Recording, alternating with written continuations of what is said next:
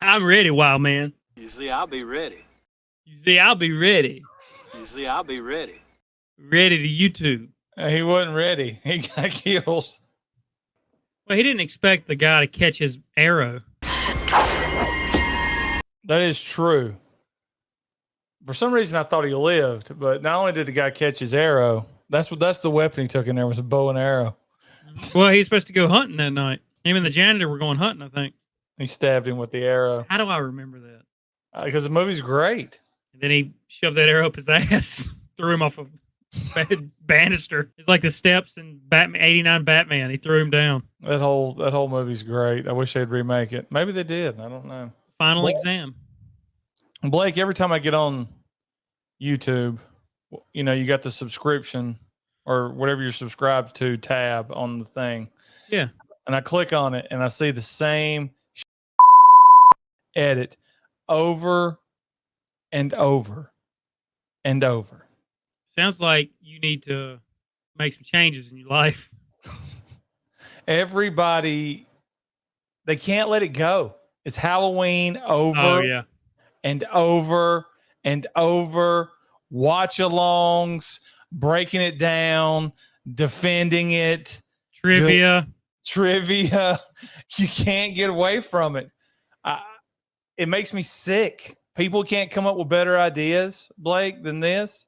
Well, I don't know if it's that. Well, it's that, but I think it's just they know that has a fan base, and that's guaranteed to get clicks, whether it's 1,000 or even 100. It's guaranteed to get some traffic because it's such a popular franchise. But yeah, I'm right there with you, brother. I mean, it's June. It's June. It's summertime. Which saying what day it is doesn't make any sense in a YouTube video because this is gonna be watched whenever. But it's summertime right now. Why are we talking about Halloween? There's no new Halloween movies coming out anytime soon. October is 4 or 5 months away. Explain the process. We just talk about the Halloween movies all year long, and then it becomes October, and we talk about them again, and we start the process over and over. Where's the originality at, Blake? Yeah. All right, you ready to get started with this week's show? Yeah. What do you want to talk about? We're going to do Halloween timeline. Okay, let's go.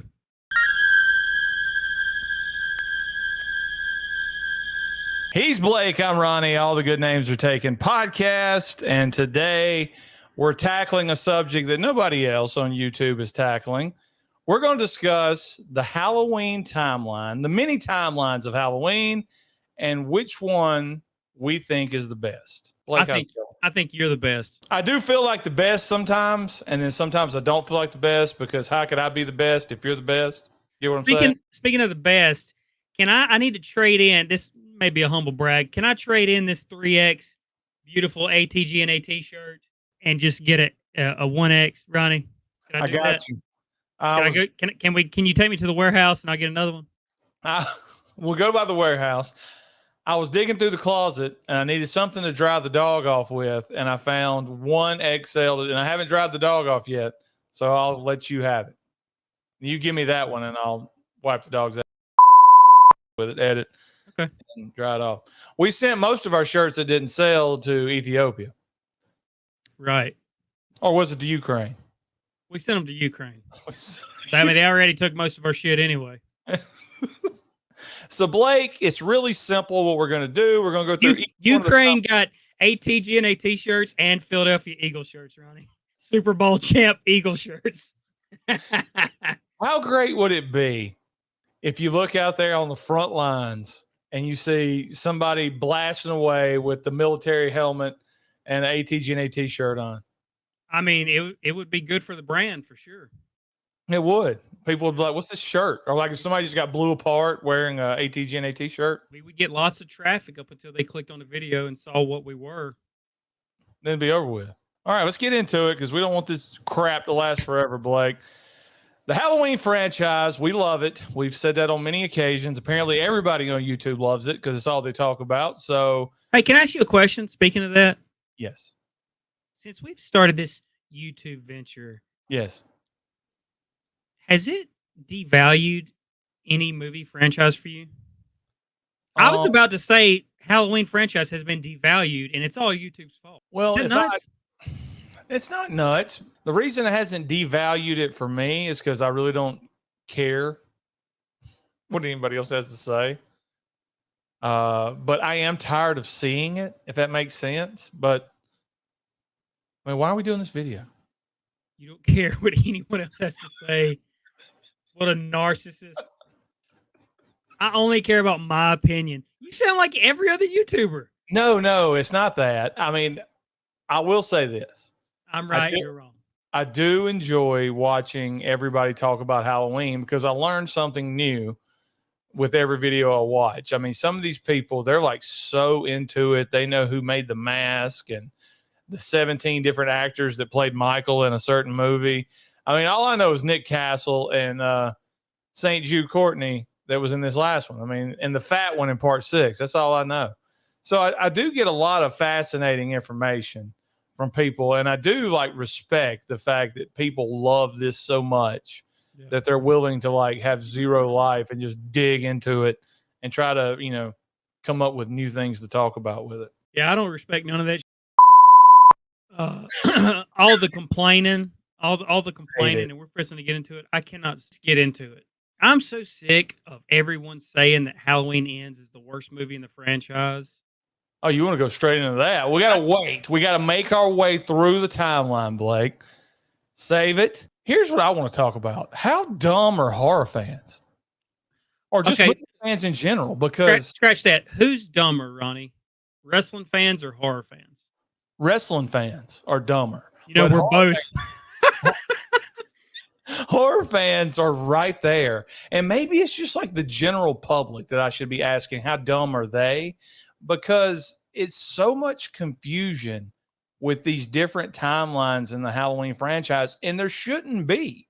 Like they explain it very well why they are changing it up and which movies are in each timeline. So why are people in the latest trilogy? Why are the brother and sister no more? Well, they explained that to you, dummy. I don't understand why people. I get it. This fan base trends edit, so sometimes you have. He said the R word. Sometimes you have to have conversations with those type of people. I mean, I'm not even going to get into that. All right, Blake. Multiple timelines. It's like the multiverse, but not as cool. Here we go. We're going to go with the original timeline. You've got the 1978 original, Halloween, directed by John Carpenter. They found lightning in a bottle, and everybody still loves it to this day. Great movie. One of my favorite movies of all time. 3 years later, we get the sequel, Halloween 2. I like it. Pretty good. What do you think about Halloween 2? I don't like it as much as you. I'm curious to see how you feel about it because you used to be very, very high on Halloween 2. And right then you just said, I like it kind of casually. So that kind of surprised me a little bit. I've always liked Halloween 2. It didn't move me the way it moved you, Ronnie. Like I don't like Jamie Lee Curtis's performance in it, which I'm not a big Curtis fan anyway. I don't think she's the queen, any of that, but her hair looks stupid in that movie. I thought Michael Myers looks, I thought, it's weird. I like how he played Michael Myers. I think his name is Dick Everhard or something like that. I like the way he played Michael Myers, but I don't like the way he looks. And I understand it's the same exact mask. It just fits his head differently. I don't like the way he looks because we see his eyes so much. And, that was a big part of the original is, the blackest eyes, the darkest eyes. You can't really see what's there. But yeah, it's a really good movie. I would say up until these last 3 that were made, it was probably the better sequel out of all of them. But it got replaced, in my opinion. Well, the reason I have such a love affair with Halloween 2 is because when I would go to the VHS rental store, they didn't have a copy of Halloween 1. I actually saw Halloween 2 way before I saw Halloween 1 as a kid. And it wasn't until I got up and actually had money to buy a VHS of Halloween or a DVD that I started watching it more than I've seen part 2. I love part 2. I love everything about part 2. I love the continuation and how it feels like one giant movie. For the longest time, I was like, hey, Halloween 1 and 2, that's one movie. It's a really good movie. With anything, you can find the flaws. I didn't like the brother sister, Didn't but like that, huh? I didn't, because I like the idea of it just being like in the first one, Fate. She dropped off the keys. Psycho is there. He follows her around, blah, blah, blah. But a really good movie. And I thought if they ended it there, it would have been a great 2-movie series, to go back on. Then we move on, Blake. After part 2, Michael Myers is dead. We'll get to that other timeline in a minute. 1988, they bring Michael Myers back. Halloween 4, The Return of Michael Myers. What do you think about this movie? So I can admit that this is not a good movie. It's not. But I am most nostalgic for this movie because did you record it off television, Ronnie? Or we had the VHS, and I probably watched this one more than any of them in the franchise. At a certain point, I think I've seen the original now, way more. But Halloween 4 was really scary to me as a kid. It still is really scary. I mean, the atmosphere. I mean, all the cliche crap that every other person says. It's a really good movie. I'm not a big Jamie Lloyd fan. What's her name in real life? Danielle Harris. Danielle Harris. I'm not a big Danielle Harris fan. I don't get it. I don't get the love. I'm not saying like, you know what I am. I mean, name something else she's good in. She sucks. She sucks in Don't Tell Mom Babysitter's Dead. She sucks in that episode of Boy Meets World. She sucked in Rob Zombie's version. It's expensive, you idiot. She sucks. But with all that being said, I think, hot take, Rachel, played by Arnie Corwell, is the best final girl in this whole franchise. Yeah, you've argued that a lot. What do you mean by it's a bad movie? Because I think like you said, the atmosphere is great. The opening's great. It has the most Halloween feel of maybe any of the movies, if that makes sense. It really feels like it's Halloween, small town. You feel almost like claustrophobic once the power goes out. Lots of great side characters, like Sheriff Meeker's introduced, and I really like that guy. You just said it, Rachel. I know you don't like Jamie, but she's good for what she's supposed to do, which is be the bait. Loomis starts his transformation into like a psycho. What I meant by bad movie is just the little flaws that you read too much into. Michael Myers still being wrapped up 10 years later after being burned. Those burns would have healed within a year. I mean, not healed, but he could have took the bandages off within a year. And also, we're coming off being shot in the eyes twice, and now all of a sudden we're walking around seeing just fine. We wake up as soon as we hear the fact that we have a niece. If they don't say he has a living relative, does he just keep laying there? Does he just keep laying there? Exactly. I mean, peel it apart like an onion. And I also think this is where we get to, and this is really hot take. I think this is the start of the Loomis character not being so great.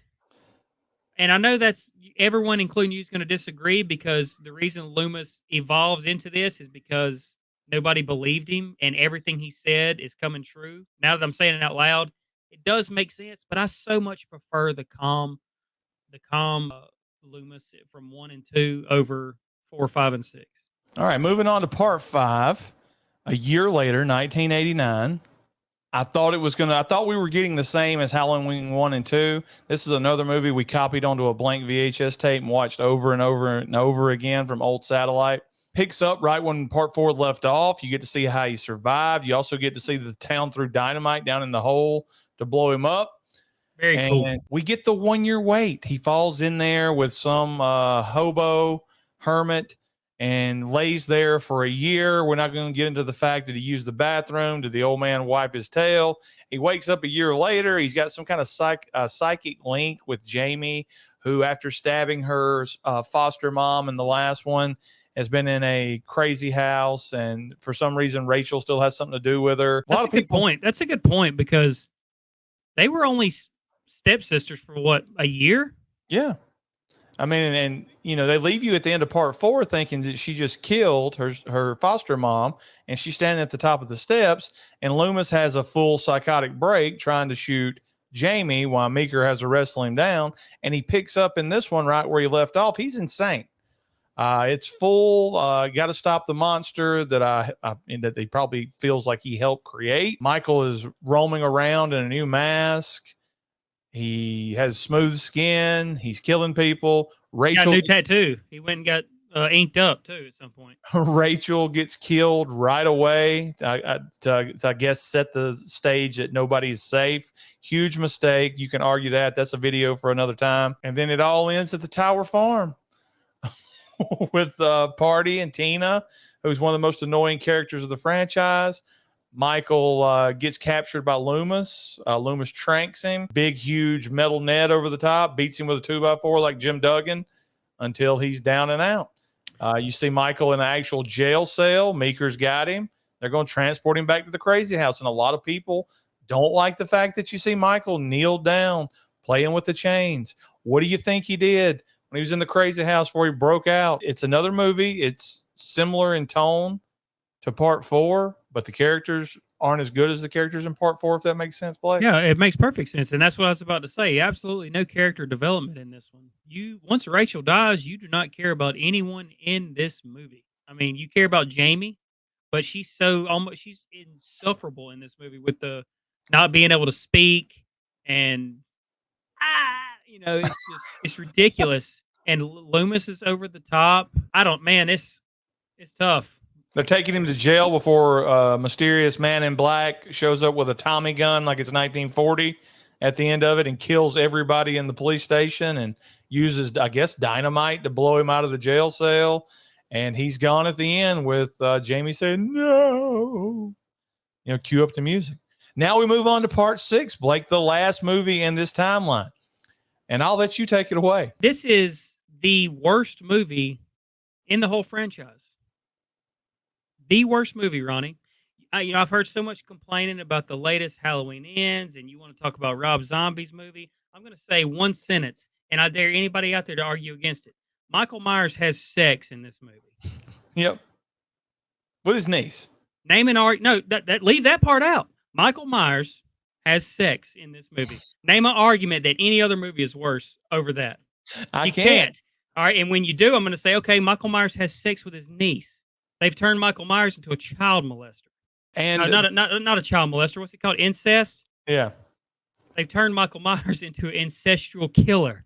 And don't forget, now he's tied to astrology and the stars and a cult. And Dr. Wynn reemerges from the first one and reveals he was the man in black. And he tries to hire a 200-year-old Loomis back to the place. And Michael is doing exactly what these cult members want him to do, and Paul Rudd's in the movie. So another argument for the worst movie ever. Everybody wants to complain about Corey Cunningham beating up Michael in that sewer. Yeah, that's a bad scene. But you know what? In Halloween Kills, 65-year-old Michael, 66-year-old Michael, he got his ass beat pretty bad. He got shot up and stabbed pretty bad. He got his head stomped in pretty bad. Michael Myers is dying in that sewer. And yeah, a 20-year-old kid went down there and manhandled him. That makes sense. What don't make sense is Paul Rudd, which, by the way, I love Paul Rudd, but Yeah, this is his performance in this is awful. You can tell it's his first movie ever. Worst acting in the franchise. Paul Rudd beats up a healthy Michael Myers and does some kind of crazy face celebrating that he beat up Michael Myers. And then, if that's not enough for a case for worst movie in the franchise, Michael Myers is laying on the ground with rocks all around him, Ronnie. The power of the rocks has knocked him out. It's nap time. But them rocks. Okay, so this is the first timeline. And there's no cop-outs to this, Blake. You can't say, well, my timeline is part 1 and 2. No, dog, it don't work like that because part 2 has part 4, part 5, and part 6 attached to it. So this is the first timeline. We'll come back and we'll decide. We're gonna you want to give it a thumbs up or a thumbs down right now? Because you got to factor. Let's come back. Let's build the suspense. Let's try to keep some people up. So, with the horrible Halloween 6, they decided let's get Jamie Lee Curtis back. 20-year reunion, H2O timeline. Blake. Now this timeline they broke it down for the fans. They said only part 1 and part 2 are canon for this sequel. Nothing else made after part 2 should be even considered. And you still got idiots out there going, well, where's little Jamie Lloyd? She was Jamie Lee Curtis's daughter. Josh Hartnett's the new daughter. Yeah. So this one, Blake, takes place 20 years later. We find out that Dr. Loomis has been living with the freaking nurse, Nurse Marion, who he had only met for 20 minutes in the original movie, but somehow she becomes his personal nurse. It's not like they had any kind of relationship, unless it formed after part 2 when he burned to death. And she's been taking care of him. The movie starts off pretty creepy. You know, you got the Hey, Mr. Sandman, which ended part 2, picks up on this one. I like that. Yeah, it's really good. And really good opening scene. yeah, she comes home and finds out somebody has broke into her house. Now, were her and Loomis making some screw? I think screw was happening, and then he had a strokezilla, and she had to take care of him because she was a nurse. So she sees that Loomis's office has been ransacked, and the Laurie Strode file has been pulled. Joseph Gordon-Levitt is in this movie. He does the job at the beginning of it, and one of the guys from Can't Hardly Wait. Great opening scene with a terrible Loomis impersonator that I loved at the time, and it all takes place in California. Somehow, Michael drives all the way across the country to California, where Jamie Lee Curtis has been relocated by the cops, by the FBI, by whoever, because Michael disappeared after the hospital caught on fire. And she is the headmistress of a prestigious private school in a wonderful town that looks like nobody ever bothers anybody. So he shows up there, and she goes full Linda Hamilton on him and cuts his head off at the end of the movie. There you go. Yeah, I really like this movie, Ronnie. I know it gets a lot of flack. Yeah, there's a lot of holes in it. The mask looks terrible. Michael Myers driving.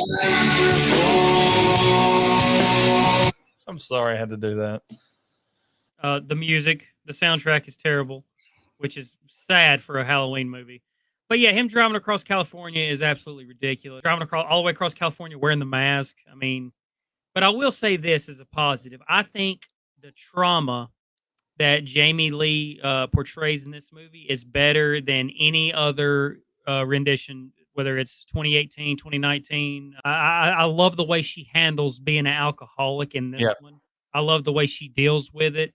I think mean to that waiter too. She like, bring me another wine, and then she drinks it real fast. Well, yeah, she's trying to get as much alcohol in her as she can because she's fixing to go to bed with Adam Arkin.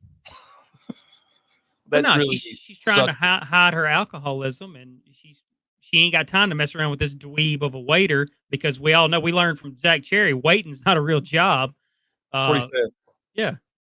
He corrected himself, but that's what he said. Okay, Blake. So that one's it. Michael gets his head cut off. It's over, right? Great ending. Yes. Ronnie, do you remember the feeling leaving the theater? Yes, after I do. Seeing that? I was like, no, edit. I remember thinking it's over. You know, after all these years, huge horror nerd, this franchise is finally over. They did to a major villain what you have to do to kill him. They cut his freaking head off. So there's no coming back from this. And I was wrong, because just a few short years later, we get Halloween Resurrection. And they retcon the beginning or the ending of the movie from H2O and let you know that Michael got out of the outfit and put a paramedic in there. And somehow the paramedic was trying to strangle Laurie Strode in the van. Somehow the paramedic went through the windshield, hit the ground, hit the road, rolled over, sat up like Michael Myers, absorbed the van, absorbed the free fall down the hill. The van pinned Michael Myers to a tree. This guy was still alive and could still move. Well, not to mention how you get put in a body bag in the first place. I mean, the first thing they do, who are these?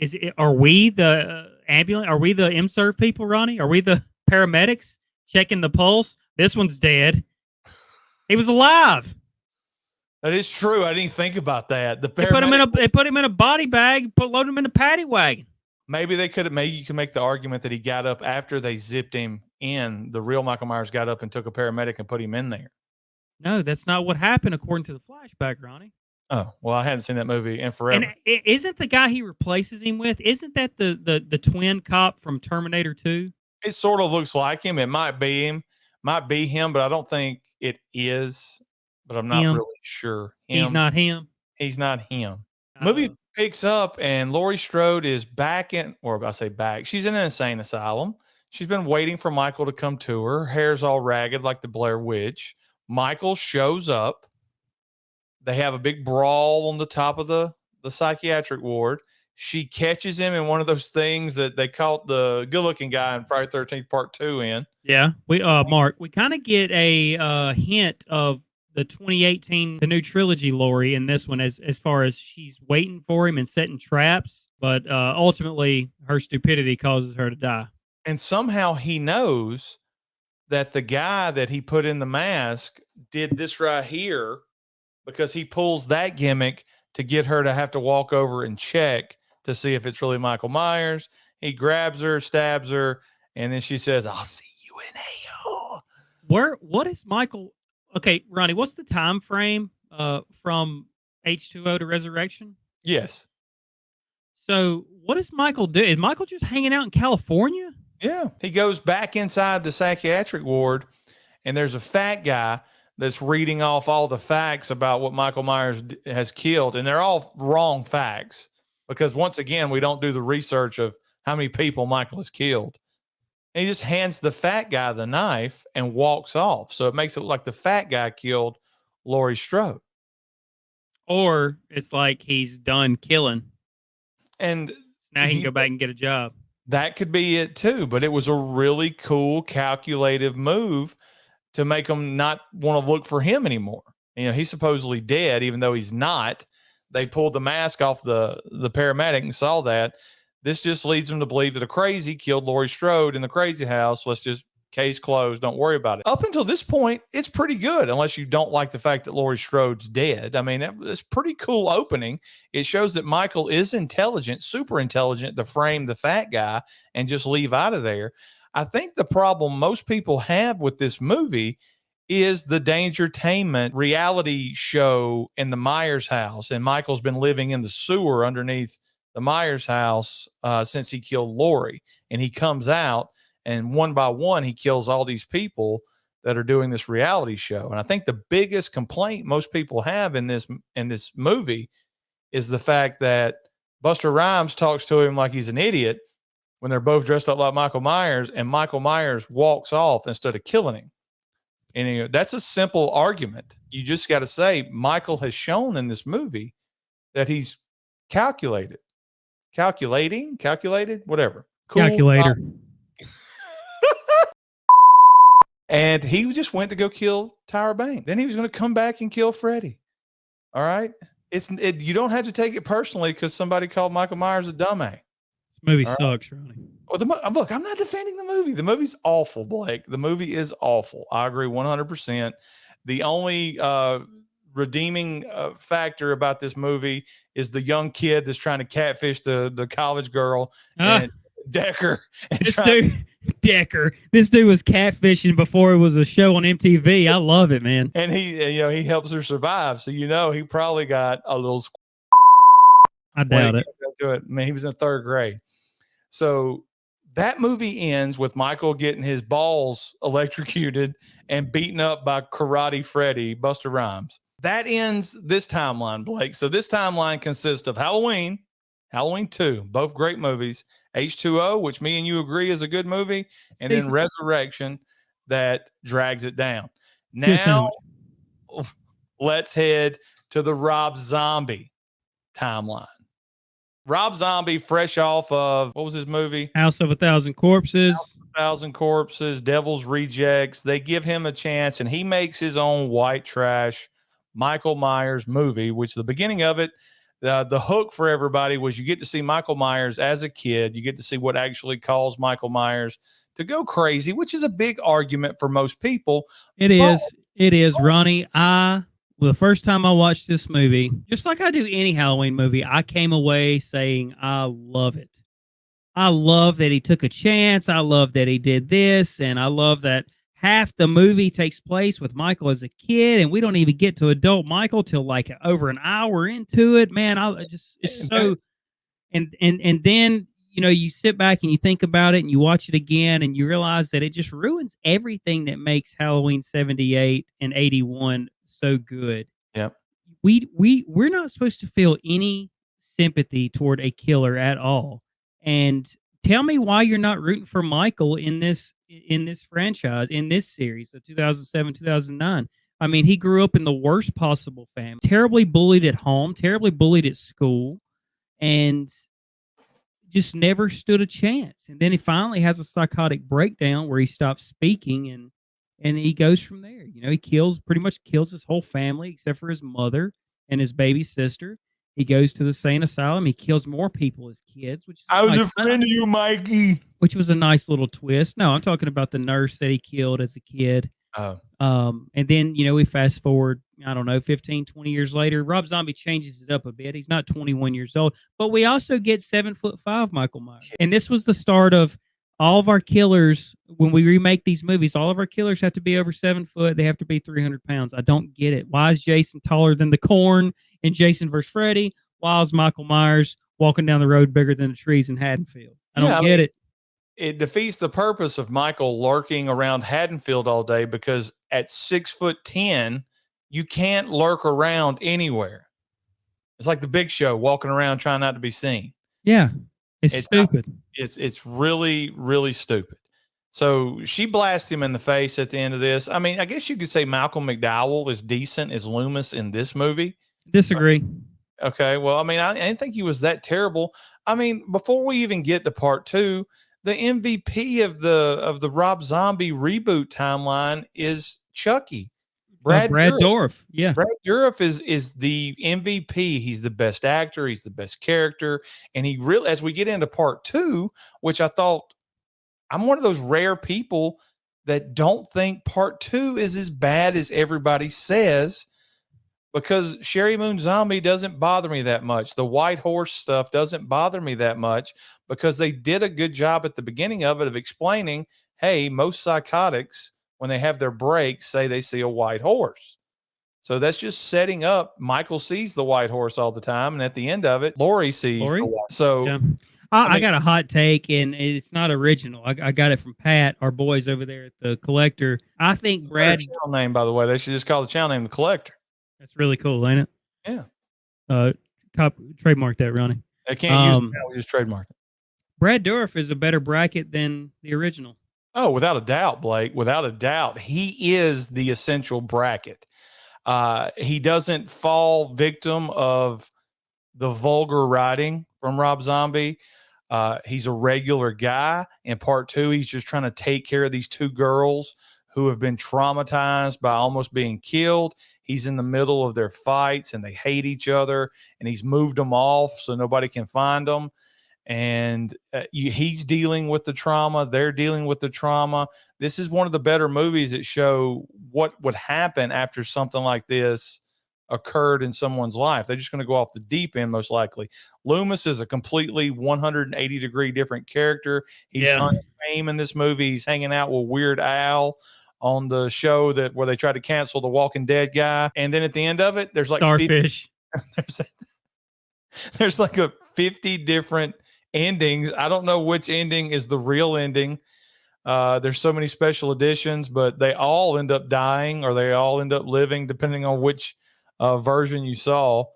And Laurie's in the insane asylum, and they show you just how much she looks like Michael Myers there at the end. So I will say this. I will say one good thing about this movie. I loved the fake out hospital scene that he gave us. Oh, at the beginning? Yeah, it makes you think it's going to be a complete copy of Halloween 2, the original, and it's all a dream sequence. I really like that. Would you have preferred that the whole movie take place at the hospital? I think I have to say yes, considering my only other option is what we got. It's true. Okay, so that's the end of that timeline. Now, real quickly, I'm not doing these in order, but after Halloween 2, John Carpenter wanted to do an anthology timeline where they release a new Halloween movie every October, a horror movie that takes place on Halloween. Boom.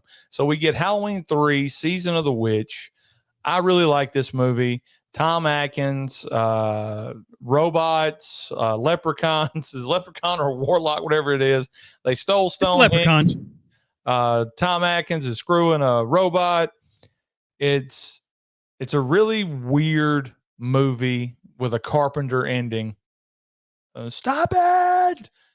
So obviously here comes the dumb fan thing again, because even though they told everybody Michael Myers is not in this movie, everybody got angry when they went to the movies and Michael Myers wasn't. Where's Michael? Ex- He's in the movie. He's on TV for about 5 seconds. There you go.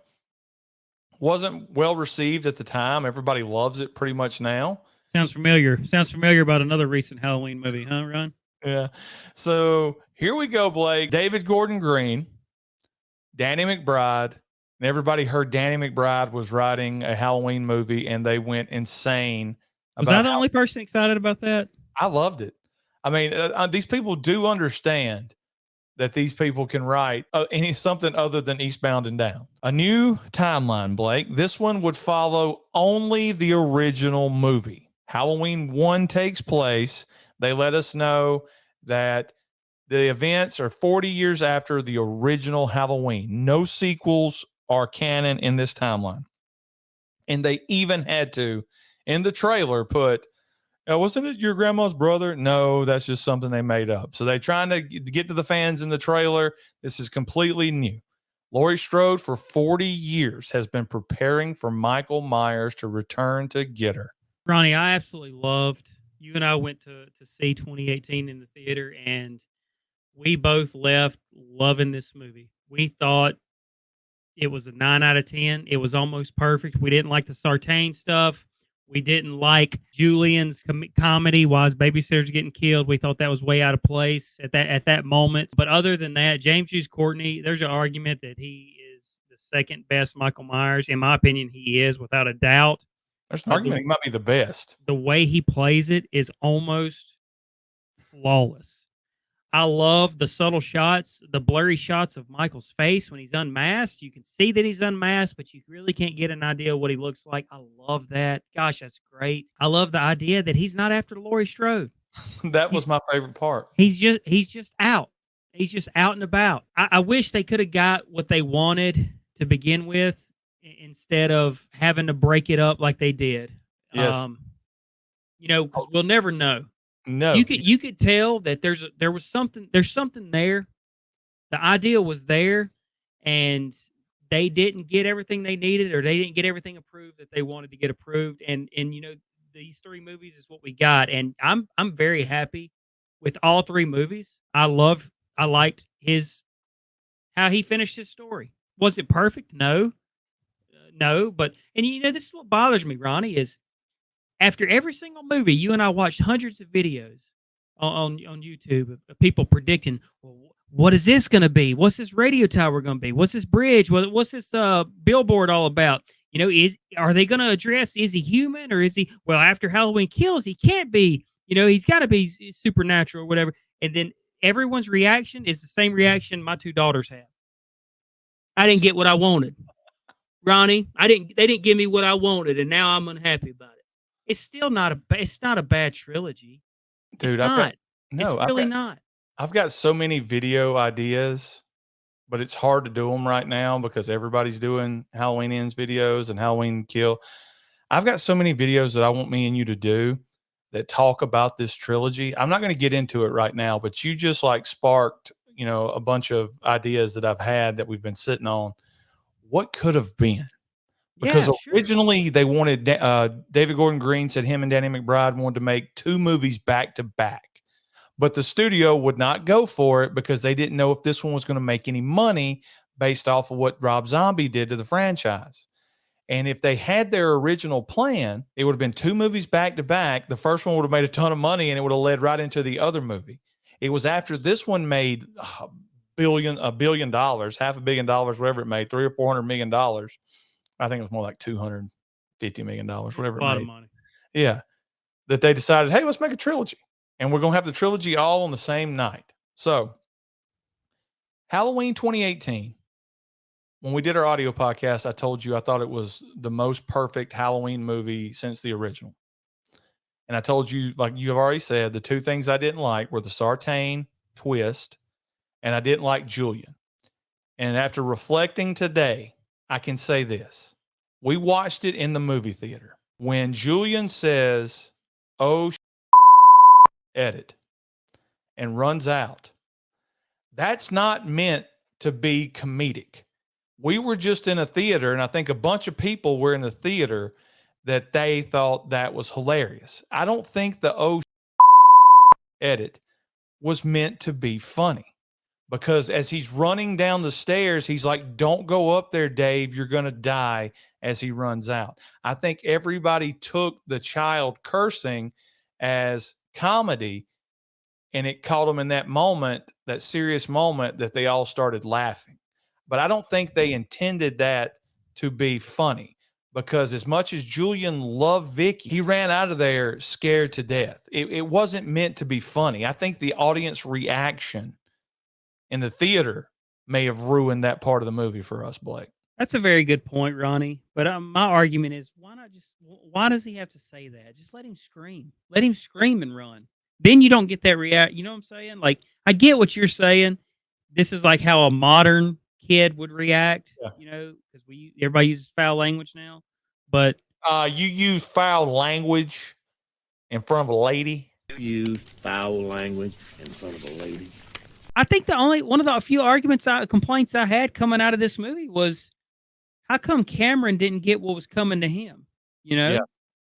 And it's a good thing he didn't, because we're going to talk about Halloween Kills, and I think it worked out for the best. But let me talk about the other thing that I didn't like the first time I watched this. Okay. Dr. Sartain. He's fascinated and he is obsessed with Michael Myers, the same way Loomis was. So everybody, when they watch the trailer, go, "Oh, look, he breaks out again the night before Halloween. Oh, that's original." He didn't break out. Dr. Sartain is the Bizarro Loomis. He doesn't want to stop Michael. He wants to see Michael in his element. He says that he wants to see Michael in the wild. He wants to see what happens after you put Michael in a situation where he's near Laurie Strode. He's another one that thinks Laurie Strode holds the key to Michael Myers finally speaking. He breaks Michael Myers out. He kills the bus driver. The bus crashes. Michael Myers gets out and disappears and goes to Haddonfield. So he released the monster. We thought at the time he killed Hawkins. And I think he was supposed to have killed Hawkins. But Hawkins was such a lovable character in this movie. The best character in this movie is not Ray. Oh, man. It's Hawkins. Hawkins is great, and it adds to the lure of more people that were there in 78 that experienced Michael Myers, and not just the 3 that got killed in Laurie Strode that night. But him putting on the mask is a big deal. But we're talking about a psychotic doctor that had obsessed with Michael Myers so much he wanted to see his grand evil plan come to fruition, which was to put them all together. I get what they were doing with that. I get what they were doing, but I still don't like it. I can't justify it like I can the Julian stuff. Okay, that they went with something new. I like that. If you just had another Loomis, I mean, that would be boring. But you get the Bizarro Loomis. You get somebody who's trying to break him out. Plus, you get to see his when he's laying on that table in part 2. Edits. Okay. So Laurie and her daughter, Laurie lost her family. We'll get into that in other videos. But Laurie has a house and she's trapped him in the house at the end of it. Oh, we're still talking about this one? Yeah, they kills. They burn him alive. So now we go into Kills, and the firemen show up, and this is the movie. Halloween Kills is the movie that every horror fan, every Michael Myers fan always wanted to see, where it's just about the killer killing as many people as he possibly can. And David Gordon Green gives you that movie, and you complain about it. Oh, the dialogue is terrible. The plot is terrible. It just goes to show you they don't know what they want. I mean, even if you give them everything they want, they're going to say it's not done right. This movie, it's not a bad movie. You take away the hospital scene, and this movie is probably just as good as Halloween 2018. Yeah, you're absolutely right. You take away all that bull crap with Laurie and Tommy. I loved the Tommy character up until he got to the hospital. Yeah, I thought the way he handled the trauma is similar to Laurie in H2O.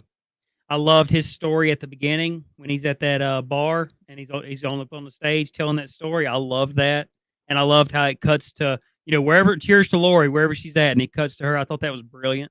I thought it was a great way to introduce Tommy, Lindsay, and the Lonnie. bully Lonnie again. I thought it was a Lonnie's great way to introduce all those characters. the best character in the movie is Lonnie. And I was one of those people going, why do we care about Lonnie? And he ended up being one of the best characters in the movie.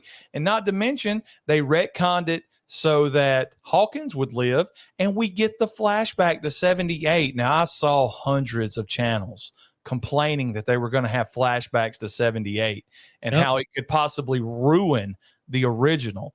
And not only did they flash it back to 78, but there's rumors out there that once upon a time in this trilogy that this whole movie was going to be a flashback to 78 with Laurie in the hospital, and then they would come back and Halloween Ends, and that would be where Michael finally gets out of the house, and it's war on Haddonfield at that point, which that would have been a pretty cool choice. But the flashback scene is the greatest bit of Halloween movie newness that we've ever gotten since the original or since part 2. You're absolutely right. You're the flash- absolutely right. And the reason it's so good, forget about the tone, the lighting, all the callbacks, all the attention to detail that they absolutely nailed. To me, the reason why it's the best scene, because it gives me hope and it lets me know if they wanted to, they could go back and make a movie in that setting right now and not miss a beat. They could have a movie that takes place in 1978 and 1981. They can make a direct sequel to Halloween 2. They can make whatever you wanted, Ronnie, they could make it. And this flashback scene proved it. It was a great flashback scene and a great opening for the Halloween Kills movie. And I'm going to say it right here. Best opening of a Halloween movie ever. Halloween Kills. My opinion. That's a good thing about opinions. Everybody's got one. You don't have to agree. That's my opinion. And the opening for I Halloween, agree. the Halloween 2018 opening's not bad. Oh, You it's know- really not, with him screaming, say Yes. something, and you think that this trilogy is going to be about Michael speaking. Like, say something. You got to admit, Ronnie, you were on the bandwagon that this whole trilogy, you thought this whole trilogy was going to end up with Michael speaking in part 3. Yeah, I thought Michael was going to end up talking to Laurie. I thought there was going to be a scene where they were both dying and then he would finally speak, because they focused on that so much, even with Sartain right before Michael killed him. Say something. Say something. I mean, you mentioned that for an entire movie. Talk. And then we just lose it in Yep. the later and I love that you didn't get it. I love that they teased something's going on with this Myers house, and I love that you didn't get an answer. I love that the internet came up with their own rumors about this tower, and you didn't get an answer. I love that they teased this whole supernatural thing, and you kind of got an answer there. Michael's human. He's dying in Halloween Ends. He's in that sewer dying, Ronnie. He is about, like you said it best in one of our other videos. What does an animal do when they get hurt? They go off in the woods and they die. Michael has went into that sewer and he is about to die. Yeah, he's been there so long, he's got cobwebs over it. He takes a beating from a mob of people at the end of Halloween Kills, but still shows up at the end of it to kill, is it Karen? Is that her name, Karen? Yep. He kills Karen, and it ends on a cliffhanger with Michael Myers winning, and you wonder what's going to happen in Halloween Ends. David Gordon Green told us when he started the trilogy, Michael Myers is human. Michael Myers is human. So all the complaining and griping was, well, he's done broke that off. There's no way he's human. COVID hit, and the trilogy went from all taking place on the same night to they changed it 4 years later, 3 years later, whatever it is. And we get the Michael Myers that's been in the sewer. We get the Corey Cunningham saga of how he was at an unfortunate place at an unfortunate time and he got blamed, and how he becomes the new town pariah and everybody looks at him like he's a freak. And at the same time, we get to see the effect that Michael Myers coming back after 40 years has had on this town, with people getting killed every Halloween, killing themselves because they lost loved ones. And you can go into detail about however you want it. Michael Myers and Corey team up in this one, but Michael Myers is a weak, feeble person in this movie because of the beating. A pitchfork to the back is why he's walking around like this right here, that Karen did to him. He can barely move. Multiple times in this movie, he should have been killed by somebody. The Mulaney cop should have killed him. That's a good point, Ronnie, that nobody talks about. Michael was about to be killed by the Mulaney cop. He was going to lose to Yes. the Mulaney cop. That's how weak he is. It's like he gets rejuvenated with a couple of kills, but he's still super weak. He's still super feeble. And Lori has almost zero problem killing him at the end of the movie after she kills Corey Cunningham. And we won't go into that. That's another video for another time. She slits his throat, straps him to the top of the car, and parades him through the town so everybody can see that the boogeyman is finally dead. They throw him in the trash compactor or whatever it is and turn him into meat stew. And everybody in town knows the big cloud over Haddonfield is now gone. We can get on with our lives. And that is the new David Gordon Green trilogy that is currently being on like Andre the Giant in a trash can on an airplane. Here we go. Let's go through them one more time, Blake. You got the original timeline. You've got the H2O timeline. You've got the Rob Zombie timeline. You've got the anthology timeline. And you've got the Halloween Ends timeline. From top to bottom, Blake, which timeline do you think is the best Halloween timeline? I prefer the newer one, Ronnie. Shock, shock, surprise, surprise. I prefer the original 2018 Kills and Ends. I think from top to bottom, those are the 4 best movies. Probably, I think they are. I'm going to agree 100%. It was actually pretty close. I almost went with the H2O timeline. And if it was Resurrection killed it for you, didn't it? Resurrection killed it for me, but at the same time, not as much as it should have, because I'm sitting here rationalizing everything to myself. It's a terrible movie. I get that. You ain't got to put it in the comments. Hey, it sucks. I understand that. But I'm looking at it from a Michael Myers perspective. He's living under the house. He only comes out because they're there. He's going to kill all those people, and he's going to go back underneath the house, but he ends up getting karate chopped and put in a fire. So as far as Michael goes, Michael's story, it's not that bad. He come after Carrie Tate in H2O. He wasn't able to kill her. He kills her at the beginning of Resurrection and then disappears and to live happily ever after.